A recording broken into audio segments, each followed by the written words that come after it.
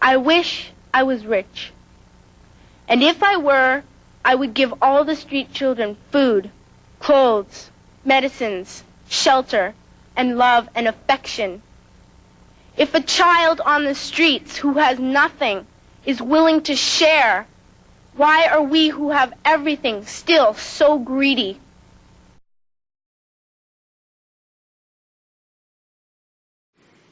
To be free is not merely to cast off one's chains, but to live in a way that respects and enhances the freedom of others.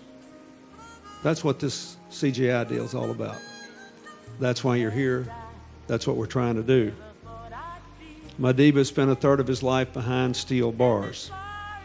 Today, 3 billion people are trapped behind the bars of poverty, lack of health care, war, terror, environmental devastation, and the imminent specter of global warming. To live in a way that respects and enhances the freedom of others requires that we break through those bars and cast off each other's chains. Bishop Tutu reminded us that sort of the essential wisdom of Africa about the human condition is captured in the word Ubuntu. He didn't give you the literal translation because it is almost mystical. The literal translation of Ubuntu in English is, I am because you are. Now, when we finished sequencing the human genome, we discovered the astonishing fact that genetically every breathing human being on the planet is more than 99.9% the same.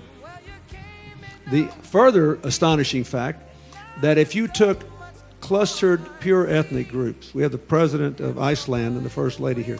If you took, let's say, 100 Icelanders who had never lived anywhere else, they were 100% Icelanders back as far as we could trace, and you put them with 100 Bolivian Indians who had always had intermarriage, and you took any tribe in Africa and you put them together, and you found some Sikhs in the north of India who had always intermarried. There was no ethnic differences as far as we knew. You put all these groups together, the genetic differences within each group among the individuals would be greater than the differences in the genetic profile of the groups from one another.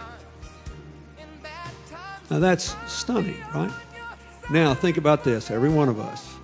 It's easy for us to point the finger and say we wish the Venezuelan president wouldn't say hateful things. We hope the Iranian president will moderate. How we wish the Israelis and the Hamas would negotiate. You think about how much of your life, your own life, is organized around that 1/10%. You had better grades than somebody else. You're better looking than somebody else. We're arrogant enough to think that those of us that have a lot of money are so much better than that poor girl that's going up into that village in Lesotho trying to get people to get tested for AIDS. Now you think about it. All of us, we organize more than 90% of our lives, our thoughts, our energies, our self-image. We all do it around that 1/10%. Even the most liberal, social-minded, giving, unselfish, we always think about what is it. Barbara got the voice of a generation out of 1/10% of her genetic pool. All of us do that. We have lived our whole lives that way. So we come here for a couple of days to remember Ubuntu. If we were alone on this planet, alone, and we were the most beautiful, the most brilliant, the most powerful, the most wealthy, and the longest lived ever person ever to exist, if we were alone, we would not amount to a hill of beans, and if we did, nobody would know it. So Ubuntu, for us it means the world is too small, our wisdom too limited, our time here too short to waste any more of it in winning fleeting victories at other people's expense.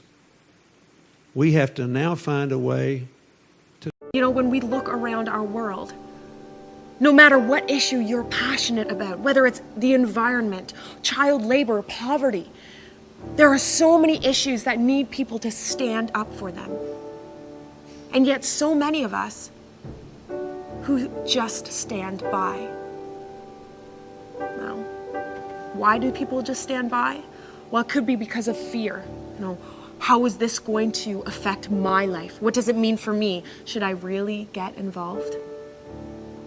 And also, it's the aspect of believing that someone else is going to make a difference. Someone else is going to clean that mess up. But if our world is just full of people who are standing by, waiting for others to make a difference, then we are going to be nothing but a world full of lonely people. We call ourselves humankind. We don't call ourselves human cruel or human greedy or human, I'm just in it for myself. And we have the ability through this me to we philosophy to start shifting people's perspectives, to start shifting people's beliefs away from what does this mean for me only, to get them to start looking outside of themselves into these small choices that they make every single day and how that is going to affect their backyards, their schools, their communities, their world. Every single choice has the ability to change our world so that we move from a me generation of apathy and self-focus to a we generation